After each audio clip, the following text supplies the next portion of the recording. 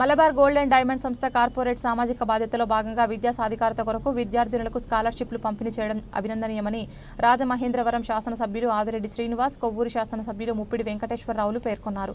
స్థానిక గోదావరి గట్టు తాగరాజు గానసభ సమావేశపు హాల్లో మంగళవారం మలబార్ గోల్డ్ అండ్ డైమండ్స్ జిల్లాలోని 18 ప్రభుత్వ జూనియర్ కళాశాలల్లో చదువుతున్న ప్రతిభావంతులైన 246 మంది విద్యార్థులకు 21.76 లక్షల స్కాలర్షిప్లను అందజేశారు. ఈ కార్యక్రమంలో ముఖ్య అతిథులుగా ఎమ్మెల్యేలు ఆదిరెడ్డి శ్రీనివాస్, ముప్పిడి వెంకటేశ్వరరావులు పాల్గొని విద్యార్థులకు స్కాలర్షిప్లు అందజేశారు.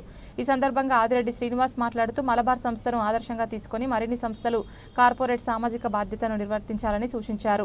స్కాలర్షిప్లు విద్యార్థినులతో పాటు 33% అబ్బాయిలకు కూడా అందించాలని సూచించారు. కూటమి ప్రభుత్వం విద్యకు అధిక ప్రాధాన్యత ఇవ్వడం జరుగుతుందని, మౌలిక సదుపాయాలతో పాటు ఇంటర్ విద్యార్థులకు మధ్యాహ్న భోజన పథకాన్ని పునరుద్ధరించడం జరిగిందని తెలిపారు. ముప్పిడి వెంకటేశ్వరరావు మాట్లాడుతూ ప్రభుత్వ జూనియర్ కళాశాలలో పేదల పిల్లలే చదువుకుంటారని, వారి చదువుకు ఊతమిచ్చే విధంగా మలబార్ సంస్థ స్కాలర్షిప్లు అందించడం అభినందనీయమన్నారు.